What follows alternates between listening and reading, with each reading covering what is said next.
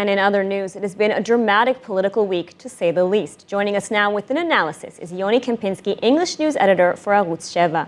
Thank you for joining us. Thank you. Hi, Lidar. So Ram joining the coalition and avoiding the dispersal of the Knesset for now, but many not too happy with the government's reliance on the Arab parties. Mansour Abbas seems to be the man of the hour. So who is running this government, Naftali Bennett or Mansour Abbas? Exactly. You're quoting one of the quotes, the statements that we're hearing from the opposition many times throughout the past few months. They've been warning that this is what's going to be happening. Netanyahu himself saying that the real prime minister today is Mansour Abbas. Basically, this government started with relying on the votes of the Iran party, the joint Arab list.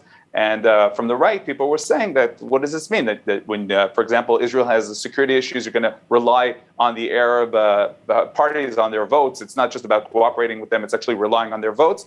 And throughout the months, there was this criticism. But basically what happened now is that, of course, the coalition chairwoman, Idit Silman, left the coalition. And the votes that are left are Ram. It's more felt nowadays. Of course, it was always relying on them.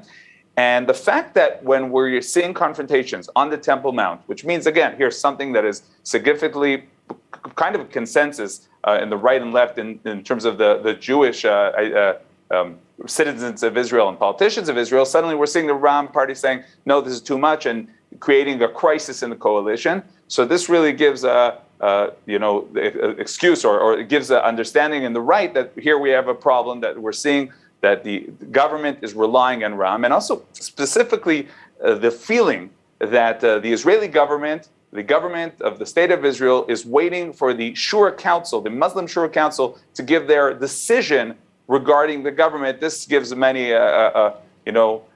good ideas for the right wing to attack this government. Say it's not only so-and-so politicians, but the Shura Council.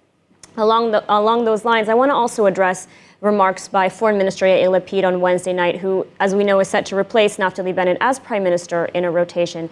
He made some very controversial comments in a Hebrew language interview with Channel 12 News, saying he would gladly rely on the extreme left Arab party, the Joint List, many of whose members have openly visited with families of terrorists who have murdered Israeli civilians.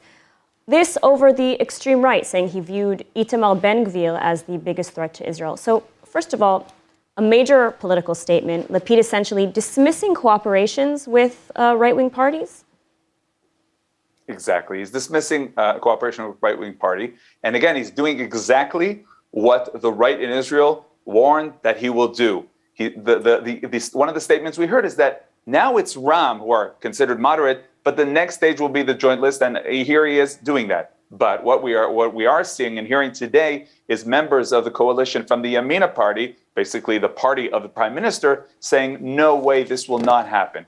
Now, we have to understand, in terms of counting the votes, even if they convince the Joint List not to go against the government, not to topple the government, that may also be seen by some as relying on the Joint List. And again, we'll see in the world of politics how that will be defined by each party, each side of the political spectrum. Because no matter what, they'll need them for at least not to vote. Let's say if one person goes and again leads the coalition to the opposition, that might happen. Then suddenly the government will need the Joint List at least not to topple the government, and that we'll see if Yamina will go out against again. So exactly, Prime Minister Naftali Bennett leading a right-wing party. I mean, he can't be too happy with these statements. As you mentioned, he came out against them. But how will he be able to justify staying in this coalition now with his right-wing base of voters?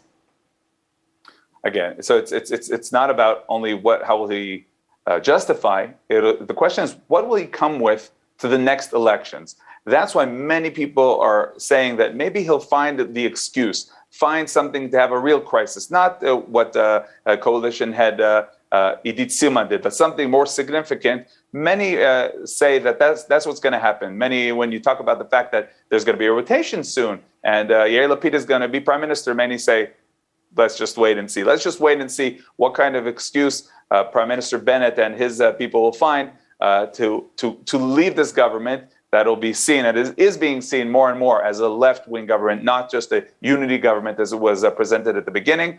And so he can come to something to the elections. Will it be him? Will it be Shaked? that only time will tell. So do you think that we are headed to elections soon?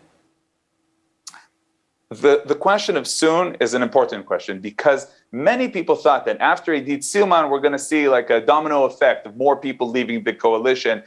Shaked, Orbach, other people, Abir Kara from the Yamina party. That's not happening. They're saying that it's more important now to keep onto the coalition, not to go to elections. We're seeing Netanyahu trying to pressure, and we're not seeing that happen so soon. We're even hearing from the government, from Yamina mainly, that they want the Haredim, the ultra-Orthodox, to come into the government. That could happen.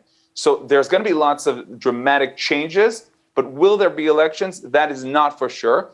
When we come to the budget, that's where and when it might happen. All right, never a dull moment in Israeli politics. Yoni Kempinski, thank you so much for taking the time to speak with us today. ILTV Plus, your news from Israel and more 24/7. Start your free trial today. Subscribe at iltv.tv and watch from any device.